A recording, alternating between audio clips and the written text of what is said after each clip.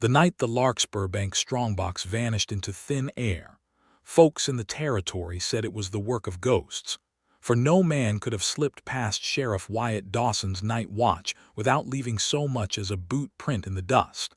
And it was Deputy Paul Quinn who would spend the better part of that autumn discovering that the ghost he hunted wore a face he had known since the cradle. The town of Larkspur sat low in a bowl of Wyoming Territory grassland in the autumn of 1879, ringed by cottonwoods gone gold and a scatter of ranch fences that stretched out toward the Laramie Hills.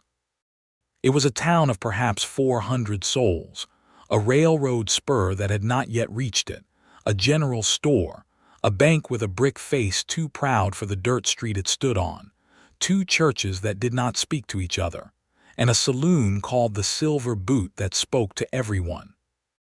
Paul Quinn had grown up in that town, had learned to shoot tin cans off a fence rail with his father's old Colt, had buried his mother there when he was 14, and had, at 26 years of age, taken up the deputy's badge because Sheriff Dawson said he had an honest face and a steadier hand than most men twice his years. It was Paul who rode out first to the Ramsey spread the morning after the bank robbery, not because the theft had anything to do with the widow Ramsey's daughter, but because the same night the strongbox disappeared, someone had also driven off 11 head of cattle from the Ramsey range, and Sheriff Dawson wanted to know if the 2 thefts were connected. Anna Ramsey was standing at her corral fence when Paul rode up, her sleeves rolled to the elbow, and her dark hair pulled back beneath a wide straw hat, counting the cattle that remained as though counting might conjure the missing ones back out of the morning mist. She was 23 years old that autumn, and she had been running the Ramsey ranch alone for the better part of 2 years, since her father Thomas Ramsey had been thrown from his horse and broken his neck in a fall that still haunted her dreams. She had no brothers, no husband, and a banker in town who smiled at her too often and lent her money too rarely, and she had grown a spine of iron to match the iron in her voice when she turned to face the deputy riding toward her. "You are here about the cattle," she said before Paul had even dismounted, "or are you here to tell me the bank cannot spare a loan to a woman who has just lost 11 head in one night, same as you told me in the spring when the well went dry?" "I am here about the cattle, Miss Ramsey," Paul said, swinging down from his horse and touching the brim of his hat. "And I am sorry for your losses. Truly I am." "Sorry does not buy hay for winter," Anna said, though something in her voice softened as she looked at him, for Paul Quinn was not a hard man to look at, tall and lean with sun-browned skin and eyes the color of creek water, and he had not once, in all his visits to collect taxes or deliver mail that had gone astray, looked at her the way the banker did, like a debt waiting to be collected in some other coin. "No, ma'am, it does not," Paul agreed. "But I mean to find who took them, and if I find them, I mean to see your cattle returned or paid for, one way or another." Anna studied him for a long moment, the wind pulling a loose strand of hair across her cheek, and then she nodded toward the trampled grass beyond the corral. "There are tracks yonder if you care to look. Whoever did this was no clumsy drifter. They knew where the gate latch was loose. They knew which cattle would follow easy and which would balk. That is not a stranger's knowledge, Deputy Quinn. That is a Larkspur man's knowledge." Paul walked the fence line with her, crouching here and there to study the churned earth, and what he found troubled him more than he let show on his face. The tracks were shod horses, 3 of them by his count, and 1 set of boot prints beside the gate that showed a peculiar wear on the left heel, the kind of wear that came from a man who had broken a leg badly once and never walked quite even again. Paul knew only one man in the county who walked with that particular hitch in his step, and the thought of it settled in his stomach like a swallowed stone, for that man was his own father, Elias Quinn, retired lawman and respected rancher, a man the whole town still tipped its hat to on Sunday mornings. He said nothing of it to Anna. He told himself it was nothing, that plenty of men had crooked gates from old injuries, that the West was full of broken bones and worse luck, and he rode back to town with the sun climbing high and the stone in his stomach growing no lighter. Sheriff Wyatt Dawson was a heavy-set man of 50 with a gray mustache waxed to 2 stiff points, and he listened to Paul's report with his boots up on his desk and a slow frown deepening across his weathered face.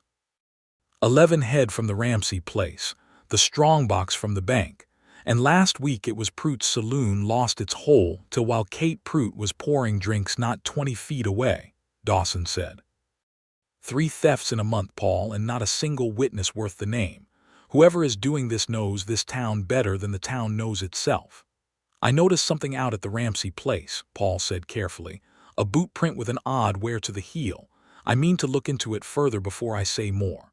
Dawson's frown did not lift, but he only nodded, trusting his deputy as he had trusted him since the boy had first pinned on a badge 2 years prior. You do that, and Paul gets some rest. You look like a man who has not slept. Paul did not sleep that night, not truly. For every time he closed his eyes he saw his father's boots by the fireplace, the left heel worn down at that same peculiar angle, and he told himself over and over that it meant nothing, that Elias Quinn was a man of 61 years who had given the county 30 years of honest service before he retired to raise cattle and mend fences, that he had no reason on God's earth to steal from his neighbors. But reasons, Paul would come to learn, were the very thing a man kept most hidden, tucked away behind a kind smile and a Sunday coat, and it would take him the better part of 2 months and the growing warmth of a woman's trust to drag those reasons into the light. Anna Ramsey came into town 3 days later to see about ordering feed from the general store, and she found Paul Quinn sitting on the boardwalk outside the sheriff's office, turning a boot print's plaster cast over in his hands like a man puzzling over a riddle he did not want solved. You look troubled, deputy, Anna said, stopping before him with a basket of mending balanced on her hip, for she took in sewing when the ranch accounts ran thin, though she would rather have eaten dust than admit as much to the banker. I am troubled, Miss Ramsey, Paul admitted, for there was something about her steady gray eyes that made a man want to speak plainly. I have a suspicion about who might be behind these thefts, and I do not like where that suspicion leads. Tell me, Anna said, sitting down on the boardwalk beside him without waiting to be invited, which surprised him, for most young women of his acquaintance would have thought it improper to sit so close to a man in full view of the street. But Anna Ramsey had long since stopped caring what the town whispered about a woman who ran her own ranch and rode her own horse and spoke her own mind. Paul hesitated, and then, because there was something in her manner that invited honesty, he told her of the boot print, and of the man he knew who walked with just such a hitch, though he did not yet say the name aloud, as though saying it would make the suspicion true. Whoever it is, Anna said gently, you owe it to the town and to yourself to find the truth of it. A man who steals from widows and shopkeepers is no friend of anyone, however kind he seems on Sunday. That is easy counsel to give, Paul said, when the man is a stranger to you. It is harder counsel to follow when the man taught you to ride a horse and buried your mother beside him and never once raised his voice to you in anger. Anna's eyes widened slightly as understanding dawned, and she reached out without quite meaning to and laid her hand over his where it rested on the plaster cast. Your father, she said softly. I do not know it for certain, Paul said, his voice rough. I pray to God I am wrong. Then find out, Anna said, not because you wish him guilty, but because you wish to know the truth, whatever shape it wears. A man who hides from truth because he fears its face is no lawman at all, Paul Quinn, and I do not think you are a man who hides from anything. It was the first time she had used his given name, and something in the sound of it, spoken low and certain in the autumn afternoon, settled into Paul's chest and stayed there. Over the following weeks, Paul Quinn found himself riding out to the Ramsey ranch more often than the investigation strictly required, telling himself each time that he was checking the fence line for fresh tracks, or asking after the health of her cattle, or bringing news of the search for the missing strongbox.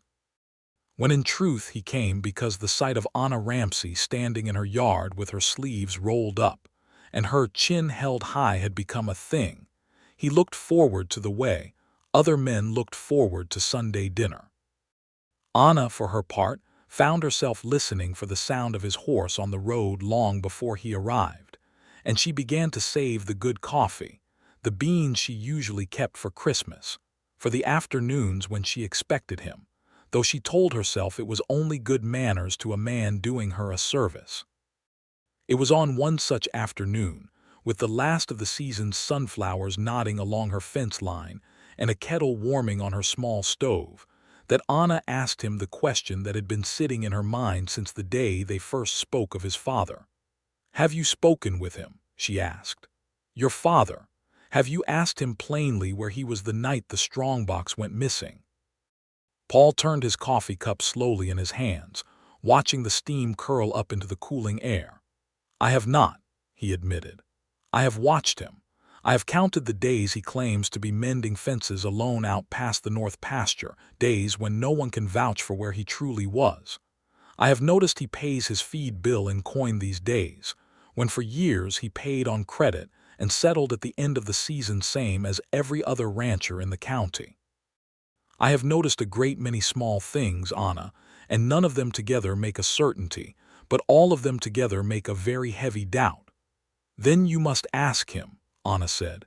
"Doubt left to fester in a man's chest turns to poison, Paul. I know that better than most. I doubted my father's judgment the last winter of his life, thought him foolish for riding out in weather no sensible man would risk, and I never asked him why, and then he was gone, and the question has sat in me like a stone ever since. Do not let your father's answer come too late for you to hear it." Paul reached across the small table between them and took her hand, and for a long moment neither of them spoke, the only sound the wind moving through the cottonwoods outside and the soft ticking of the stove as it cooled. "You are a remarkable woman, Anna Ramsey," he said at last. "I do not know when it happened, but somewhere in these past weeks I have come to depend on your counsel more than I depend on my own thinking." Anna's cheeks colored, though she did not pull her hand away. "You had best be careful. Deputy Quinn or folks in town will begin to talk." "Let them talk," Paul said, and there was a warmth in his voice that had not been there when the conversation began. "I find I do not mind it, so long as it is you they are talking about beside me."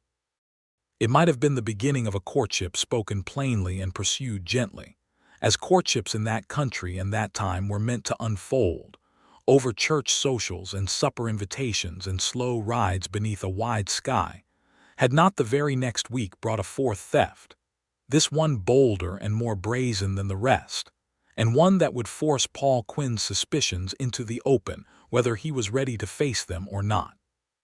The fourth theft struck the Larkspur Mercantile, owned by a stout, kindly man named Silas Whitfield, who had extended credit to half the ranchers in the county, and never once called in a debt before a man was ready to pay it. Someone broke the lock on his storeroom in the dead of night, and made off with a strongbox holding nearly $400 in receipts and coin, money that represented the whole of a hard season's trade, and Silas Whitfield stood in the wreckage of his own storeroom the next morning with tears standing openly in his eyes, for that money was meant to pay off his own debts to the bank, debts that, if unpaid, would see him lose the very store his father had built with his hands 20 years before. "This cannot go on, Paul," Sheriff Dawson said, pacing the length of his office with his hands clasped behind his back. "4 thefts in 2 months, and the whole town looking to me for answers I do not have.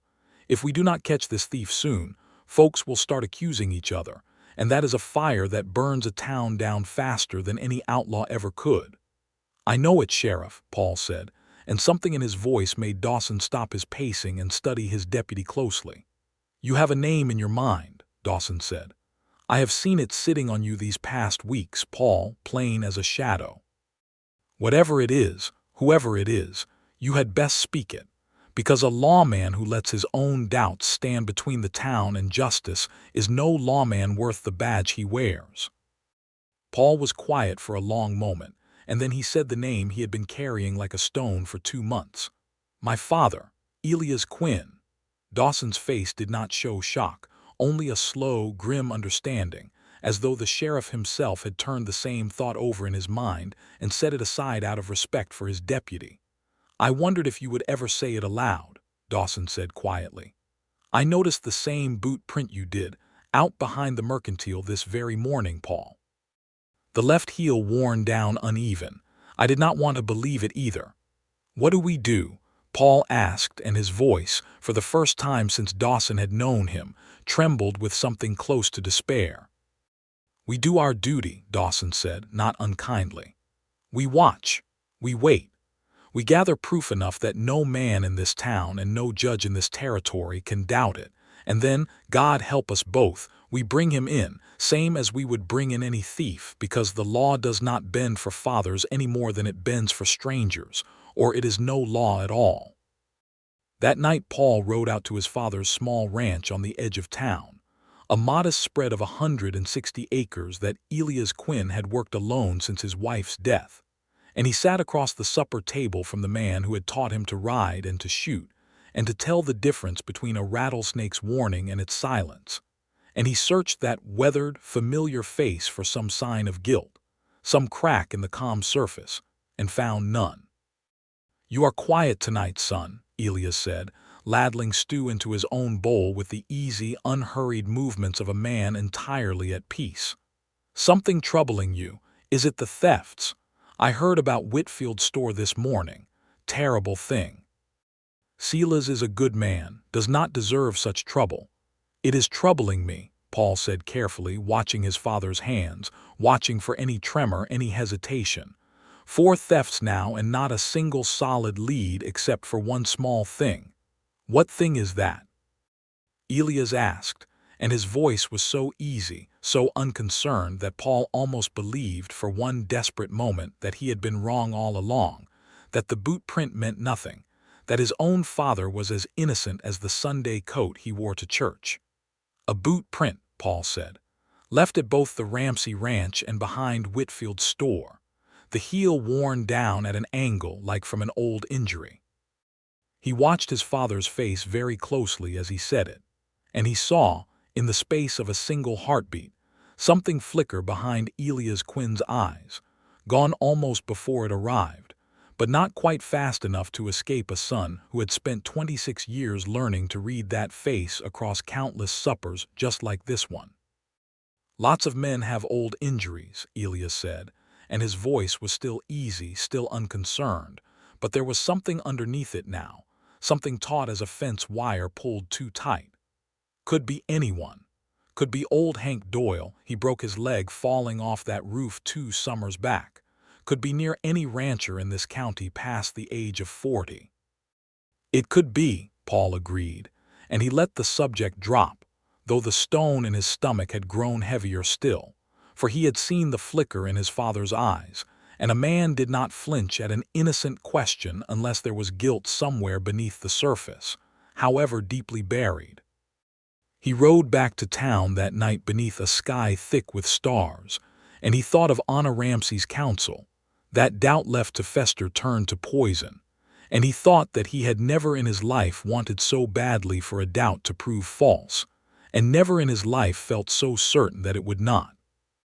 The proof came, in the end, not from careful watching or patient waiting, but from a single reckless night that Elias Quinn himself would later say he regretted more than any other night of his long life. It happened on a Thursday in late October, with a cold wind coming down off the mountains and the first frost of the season silvering the grass, that Sheriff Dawson received word from the stagecoach line that a shipment of gold dust, payment from a mining concern up near Cheyenne, would be passing through Larkspur that very night on its way to the Territorial Bank, and would be held overnight in the Larkspur Bank's vault for safekeeping before continuing on in the morning. If our thief has an ear to the ground same as everyone else in this town, Dawson said to Paul as they made their rounds that evening, he will know about that gold same as we do, and if he is bold enough to try for the bank's strongbox once already, he may be bold enough to try again for a prize this size. Then we watched the bank tonight, Paul said, and something cold and certain settled over him, the feeling of a man walking toward a reckoning he could no longer avoid. They took up their positions in the shadow of the livery stable across from the bank a little after 10 that night, Dawson with his shotgun and Paul with his father's old Colt, the very gun Elias had taught him to shoot with, a fact that sat bitter and strange in Paul's chest as the hours crept past midnight and the town fell silent around them. It was near 1 in the morning when a shape moved in the alley behind the bank, slow and careful, favoring one leg in a manner that Paul would have recognized in his sleep, in his dreams, in the darkest corner of his own soul, and his heart broke clean in two even as his hand moved, from long training, toward his gun. "Sheriff," Paul whispered, and his voice cracked on the single word, "That is my father." Dawson's face in the dim starlight was grim but unsurprised. "I know it, son. I have known it near as long as you have. Come on. Let us finish this before he does something that cannot be undone." They crossed the street together, quiet as they could manage, and came around the corner of the bank just as Elias Quinn crouched at the storeroom window with a small iron bar in his hand, working at the latch with the patient, practiced movements of a man who had done this same work 3 times before and grown too confident in his own skill. "Elias Quinn," Sheriff Dawson said, his voice carrying clear and hard in the cold night air, "you put that bar down and step away from that window, right now, or so help me I will put a load of buckshot in you before you take another step." Elias froze, his shoulders rising and falling once with a great, shuddering breath, and then he turned slowly, the iron bar clattering from his fingers to the frozen ground, and in the pale light of the rising moon Paul saw his father's face for what felt like the first time in his life, not the kind, weathered face of a beloved rancher and retired lawman, but the face of a man caught utterly, finally, in a lie 2 months in the telling. "Paul," Elias said, and his voice broke on the single word the same way Paul's had broken moments before. "Son, I did not want you to see this. I did not want you to ever have to see this." "Then you should not have done it, Pa," Paul said, and the tears that stood in his eyes were not tears of a lawman confronting a criminal, but tears of a son confronting a father he had loved and trusted his whole life. "You should never have done it." Sheriff Dawson stepped forward and took the iron bar from the ground, his own face grim, but he did not draw closer, and he did not raise his shotgun further, for he had known Elias Quinn for 30 years, had served alongside him when Elias wore the sheriff's badge himself, and there was no joy in this arrest for him, only a heavy, exhausted sorrow. "Tell me why, Elias," Dawson said quietly. 30 years I have known you as an honest man. Tell me why you would throw all that away and steal from your own neighbors, from a widow's daughter trying to keep her ranch, from Silas Whitfield who never once called in a debt before a man was ready. Tell me why." Elias Quinn sank down onto an overturned crate beside the storeroom wall, his shoulders bowed, an old man suddenly, though he had seemed anything but old only moments before. "It was the mortgage," he said, his voice hollow. "The bank holds paper on my ranch, has for 3 years now since the drought took near everything I had saved. I fell behind.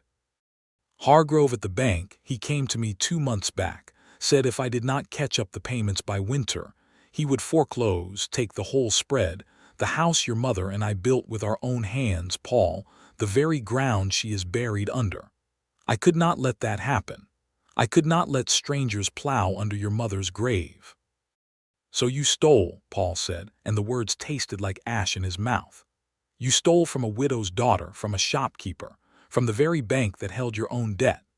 "I told myself I would pay it all back," Elias said, and now the tears came, an old man weeping in the cold moonlight before his own son and the sheriff who had once called him friend.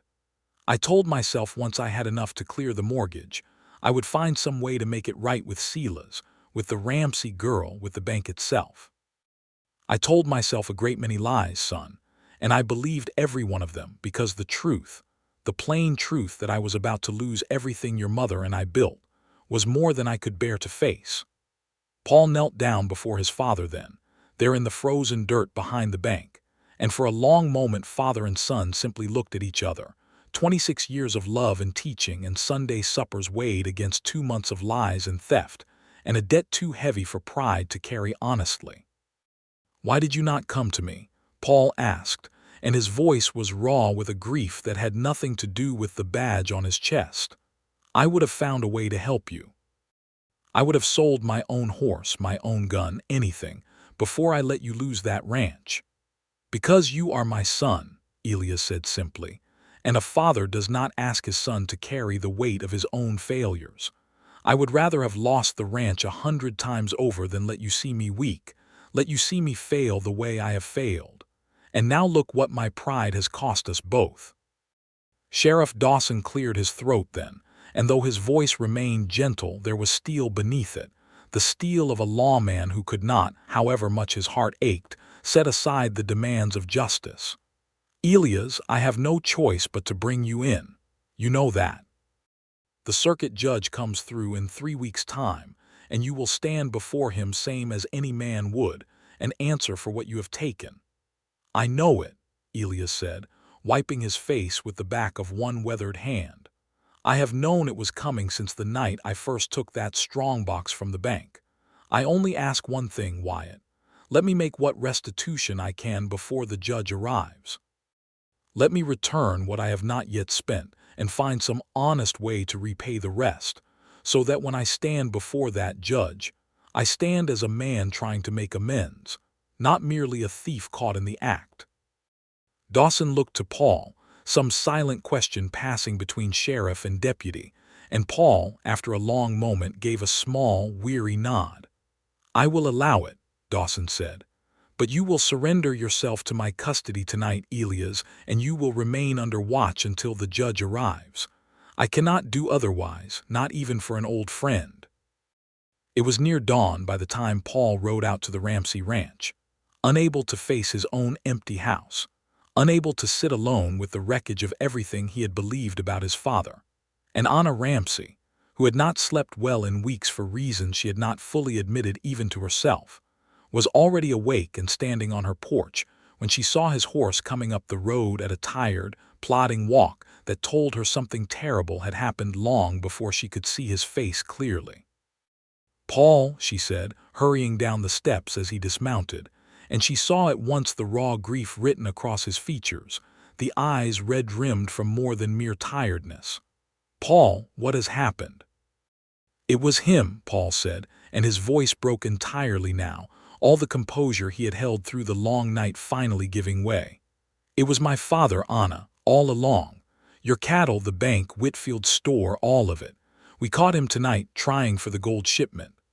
Anna did not say anything clever or comforting, did not offer platitudes about justice or the workings of Providence. She simply stepped forward and wrapped her arms around him, and Paul Quinn, deputy sheriff of Larkspur, a man who had faced down drunken cowboys and cornered rustlers without a tremor in his hand, stood in the cold gray light of dawn and wept against the shoulder of a woman he had come, without quite realizing when it happened, to love more than he had ever loved anyone outside his own blood. "I am so sorry, Paul," Anna said softly, holding him. "I know what it is to lose a father's good name in your own eyes, even while the man himself still lives. It is a strange, terrible grief, is it not, mourning someone who has not died? How did you know that is what I am feeling?" Paul asked, drawing back just enough to look at her face. "Because I have wondered the same some nights about my own father," Anna admitted. "Whether the man I remember was truly the man he was, or only the man I wished him to be. Grief does not always wait for death, Paul. Sometimes it comes for the living too." They stood together on that porch as the sun began to climb over the eastern hills, and something passed between them in the silence, an understanding deeper than any words could carry. And when Paul finally spoke again, his voice had steadied, though the grief had not left it. "He wants to make restitution," Paul said, "before the judge arrives. He wants to return what can be returned and find some way to repay the rest." "Then let him," Anna said. I do not want your father ruined beyond redemption, Paul, whatever wrong he has done me. I want my cattle back or their worth in coin, but I do not take joy in an old man's complete destruction. There is a difference between justice and cruelty, and I think your father, however foolish his choices, deserves the chance to prove which one this town will choose to show him. Over the following 3 weeks, as autumn deepened toward winter and the cottonwoods shed the last of their gold leaves, Elias Quinn worked to make what amends he could. He returned the portion of the gold shipment he had not yet hidden away, along with the money still remaining from the mercantile theft. And though it was not enough to cover the full worth of what he had taken, he sold off a portion of his own herd, keeping only enough cattle to survive the winter, and used the proceeds to pay Silas Whitfield what remained owed, and to purchase, at fair market price, replacement cattle for Anna Ramsey's depleted herd. It was not a full restitution, not in the eyes of the law nor in the strictest accounting of debts, but it was, as Sheriff Dawson observed quietly to Paul one evening, more restitution than most thieves ever bothered to attempt, and it spoke, however imperfectly, to a conscience that had not been entirely lost, only buried beneath pride and desperation and an old man's fear of his own failure. The town, when word spread of the arrest and the reasons behind it, did not react with the fury Paul had feared. There was shock, certainly, and no small amount of gossip in the Silver Boot Saloon and over the counter at the mercantile. But there was also, surprisingly, a great deal of sympathy, for many in Larkspur had felt the cold hand of Hargrove's bank pressing against their own mortgages, and many understood, even as they could not condone, the desperation that had driven a proud old man to such foolish lengths. Silas Whitfield himself, when Paul came to apologize on his father's behalf, only shook his head and said, "Your father sat with me the night my own wife passed, Paul, 5 years back, and never left my side till dawn. A man is more than his worst mistake, same as he is more than his best deed. I will testify to the judge that restitution was made, and let the law decide the rest, but I bear your father no hatred for this." When the circuit judge finally arrived in Larkspur on a bitter cold morning in mid-November, the courtroom, which was really only the largest room in the town hall pressed into service for the occasion, was fuller than it had been for any trial in years, filled with ranchers and shopkeepers and townsfolk who had come not for spectacle, but out of genuine care for how the matter would resolve.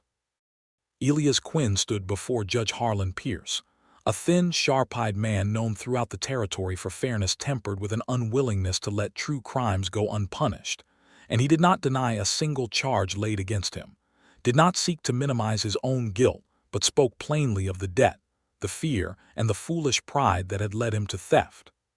"I have wronged my neighbors," Elias said, standing straight despite his uneven leg, his voice carrying clear through the crowded room. "I have wronged Miss Ramsey, who lost cattle she could scarce afford to lose. I have wronged Mr. Whitfield, who trusted every man in this county with credit and never once called in a debt unfairly. I have wronged my own son, who wears a badge and swore an oath to uphold the very laws I broke, and who was forced to arrest his own father because I lacked the courage to ask for help when help was needed. I do not ask the court for mercy I have not earned. I ask only that the restitution I have made be weighed honestly against the wrong I have done." Judge Pierce listened in silence, his sharp eyes moving between the old man before him and the young deputy standing near the back of the room, and when he finally spoke, his voice carried the weight of a man who had seen a great many desperate choices made by otherwise good people in his years riding the circuit. "Elias Quinn," the judge said, "the law does not excuse theft for desperation's sake, and I will not pretend otherwise. But the law also recognizes restitution honestly made, and testimony freely given by those you have wronged, testimony that speaks to your character before this trouble began, and to the genuine effort you have made since to set things right. I sentence you to 6 months in the territorial jail at Cheyenne, and I order that any remaining debt of restitution be paid in full upon your release, through honest labor if necessary. I might have sentenced far more harshly, Mr.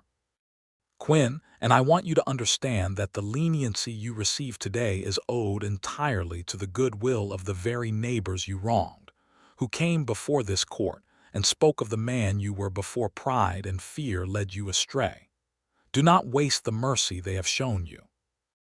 Elias Quinn's shoulders sagged with something that was neither relief nor despair but a strange mixture of both, and Paul, watching from the back of the room, felt Anna Ramsey's hand find his own and hold it tight, and he understood in that moment that whatever came next, he would not face it alone. The 6 months that followed were not easy ones for Paul Quinn. He rode alone to visit his father twice, making the long journey to Cheyenne through the worst of the winter snows, and each visit was heavy with words unsaid and a grief that did not fully lift even as forgiveness, slow and imperfect, began to take root between them. But those months were also months in which Paul's friendship with Anna Ramsey deepened into something neither of them could any longer pretend was mere friendship, a warmth that grew steadily through shared suppers and long rides and quiet evenings spent talking beside her hearth while the winter wind howled outside. It was on a clear night in early March, with the last of the snow melting into the grateful earth and the first green shoots of spring grass pushing up along the fence lines, that Paul Quinn rode out to the Ramsey Ranch one final time that season, though this visit, he had decided, would be different from all the ones before it. Anna met him at the corral fence as she always did, though something in the careful way he dismounted, the way he seemed to be gathering courage rather than simply arriving, told her this visit carried more weight than the ordinary business of fence lines and cattle counts. "You look nervous, Deputy," Anna said, a teasing note in her voice that could not quite mask her own quickened heartbeat. "That is not a look I am accustomed to seeing on you." "I have reason to be nervous," Paul admitted, and he took off his hat, turning it slowly in his hands the way he had turned that plaster boot cast so many months before. "Anna, these past months, through everything that has happened with my father, with the town, with all of it, you have been the one steady thing I could hold on to. I do not think I would have made it through this winter, with any of my sense intact, if you had not been beside me through it." "I did nothing more than any good friend would do," Anna said, though her breath had gone shallow, and she found she could not quite meet his eyes. "You did far more than that," Paul said, "and I think you know it, same as I know it.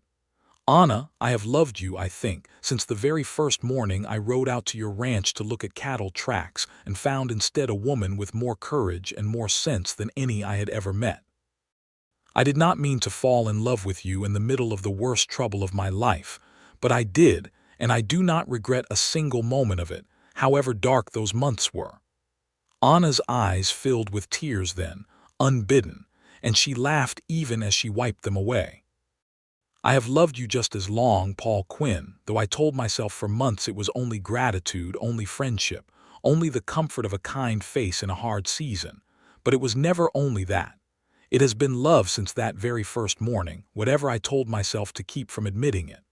Paul stepped closer, closing the last small distance between them, and took her face gently in his hands. "Then marry me, Anna Ramsey. Marry me not because your ranch needs a strong back or because the town expects it, but because I cannot imagine building a life with anyone else beside me, and I do not wish to imagine it any longer." "Yes," Anna said, before he had even fully finished the question, and then, laughing through her tears, "Yes, Paul, 1,000 times yes." And he kissed her there beside the corral fence with the spring wind moving soft and warm through the new grass, and somewhere behind them a meadowlark began to sing, as though the whole waking world had been waiting for exactly this moment to begin again. They were married in the Larkspur church that Anna's family had always attended, on a bright morning in late April with the wildflowers blooming thick and yellow across the hills, and the whole town turned out for the occasion. For whatever gossip had swirled through Larkspur that winter, There was not a soul among them who did not wish the deputy and the rancher's daughter every happiness their hard-won love deserved. Elias Quinn was released from the territorial jail just 2 weeks before the wedding, having served his sentence with quiet dignity and a genuine, hard-won humility that even the most skeptical of his former neighbors could not help but notice. And though there had been some question of whether he would attend the ceremony at all, given the shadow his crimes still cast, Anna herself had ridden to meet him at the stage depot and told him plainly that she held no grudge heavy enough to keep a father from his own son's wedding. "You have paid what the law demanded, and more besides," Anna told him, standing on the depot platform with the spring wind tugging at her bonnet. "I will not pretend the wrong you did me never happened, but I have watched you these past months, Elias Quinn, watched the restitution you made and the humility with which you faced the judge, and I believe a man can be more than his worst mistake, same as Silas Whitfield told my Paul. Come to the wedding. Stand beside your son. He needs you there, whatever pride keeps you from believing it." And so it was that Elias Quinn stood beside Paul at the front of the little church. His hands folded and his eyes bright with tears he no longer troubled himself to hide. And when the preacher asked if anyone objected to the joining of Paul Quinn and Anna Ramsey in holy matrimony, the only sound in the whole church was the soft rustle of the wildflowers Anna carried, and the answering silence of a town that had, in the end, chosen forgiveness over lasting bitterness. The years that followed were not without their hardships, for the Wyoming Territory was not a gentle place, and ranching was hard work in good seasons and harder work in bad ones.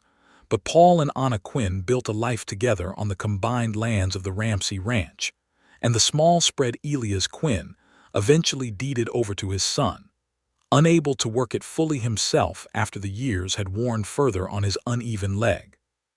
Content instead to live in a small cabin near his son's growing family and spend his days teaching his grandchildren to ride and to shoot tin cans off fence rails, same as he had once taught Paul. Paul continued to serve as deputy, and later, when Sheriff Wyatt Dawson finally retired to spend his remaining years fishing the creeks around Larkspur, Paul was elected sheriff himself, the town having long since forgiven him for a father's sins that had never truly been his own to answer for, and having come instead to respect deeply the fairness and steady hand with which he carried out the very justice that had once cost him so dearly.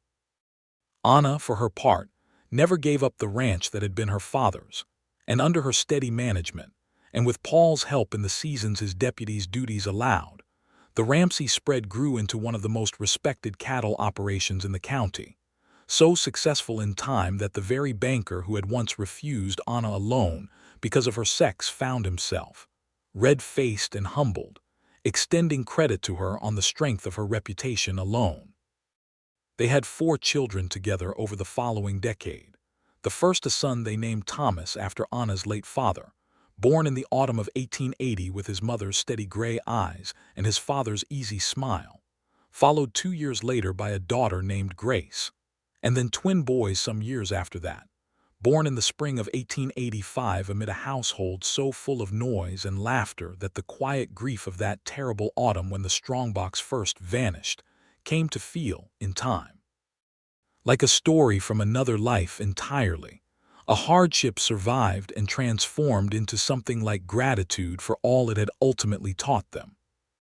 Elias Quinn lived to see all 4 of his grandchildren grow past their toddling years, and though he never fully forgave himself for the wrong he had done, he found, in the patient love of his son and daughter-in-law, and in the uncomplicated adoration of grandchildren too young to know or care about old sins long since paid for, a measure of peace he had not thought himself entitled to expect. He died peacefully in his sleep in the winter of 1891, in the small cabin near his son's ranch house, and Paul and Anna buried him beside his wife, on the very land he had once nearly lost to pride and desperation. And Paul stood at that graveside with Anna's hand in his, and felt, at last, that the grief of that long-ago autumn had been fully laid to rest alongside the man who had caused it.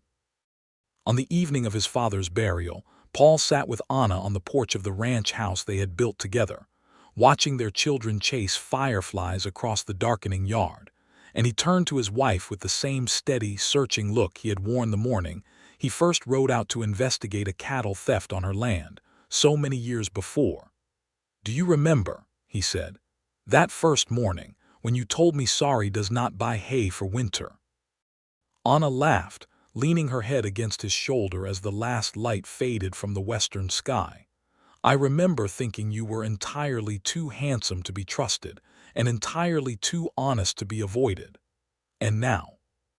Paul asked, wrapping his arm around her as their children's laughter carried on the evening breeze. "Now," Anna said softly, "I think you were the finest thing that ever came riding up my road, cattle thief or no cattle thief behind it, and I would not trade a single hardship of that terrible autumn, not one single moment of it, if it meant losing a single day of the life we have built since." They sat together as the stars came out over the Wyoming hills, the ranch they had built spreading out dark and peaceful around them, their children's voices calling to one another in the twilight, and Paul Quinn, who had once knelt in frozen dirt behind a bank and watched his whole understanding of his father crumble to dust, understood now that some griefs, however deep, could be planted like seed in hard ground, and grow, given time and patience and a steady kind of love, into something as rich and as lasting as the very land they had chosen to call home. The town of Larkspur grew too, in the years that followed, the railroad finally reaching its outskirts in 1887 and bringing new families and new businesses. And though the old scandal of the sheriff's father was never entirely forgotten, it became, in time, simply another thread in the long fabric of the town's history, a story old-timers told newcomers over drinks at the Silver Boot, always ending the same way. With a shake of the head and a wondering smile at how a single hard season had brought together the deputy and the rancher's daughter, who would go on to raise one of the finest families the county had ever known. Silas Whitfield lived to see his own mercantile pass to his eldest son, and he never once, in all the years that followed, spoke a harsh word about Elias Quinn, holding instead to his belief that a man was more than his worst mistake, a belief that Paul and Anna's own marriage seemed to him the finest possible proof. Sheriff Wyatt Dawson, in his retirement, took to fishing the creek that ran along the Quinn Ranch, and more evenings than not, he found himself invited up to the house for supper, an old lawman grown gray and content, watching the family he had, in his own quiet way, helped bring together, and thinking that whatever hard justice he had been forced to serve that cold October night behind the bank, it had led, in the end, to something far gentler and far more lasting than punishment alone could ever have achieved. And Anna Ramsey Quinn, standing on her porch some 20 years after that first cold morning when a deputy had ridden up to count her missing cattle, would sometimes catch herself watching her husband cross the yard toward her, his hair gone gray at the temples now, his gait still steady and sure, and she would think, with a warmth that had never once dimmed across all those years, that whatever the thefts and the fears and the hard reckonings of that long-ago autumn had cost them both, they had given her, in exchange, a love as steady and as lasting as the Wyoming land itself, and she would not, could not, ever have wished for a single moment of it to have happened any other way. In the fullness of time, their son Thomas took up his father's badge, becoming deputy sheriff of Larkspur himself at the age of 22, having grown up on stories of his grandfather's fall and his father's mercy, and he carried both lessons into his own service, a steady hand tempered always by an understanding that justice, rightly done, made room for redemption as surely as it made room for consequence. Grace Quinn married a rancher's son from the neighboring valley and raised her own family within sight of her parents' porch, and the twin boys grew into cattlemen as skilled and as respected as their mother had once been. The Ramsey and Quinn names joined so thoroughly by then that the townsfolk of Larkspur no longer thought to separate them at all, speaking simply of the Quinn Ranch, the finest spread in the county, built on a foundation of hard lessons learned and love steadily, faithfully kept. And so the story that began with a vanished strongbox and a trail of guilty footprints ended, as the best stories of that hard, beautiful country so often did, not with punishment alone, nor with grief left to fester unanswered, but with forgiveness freely given, restitution honestly made, and a love between a deputy and a rancher's daughter that proved, in the end, far stronger and far more enduring than any theft, any doubt, or any single dark autumn night could ever have shaken loose.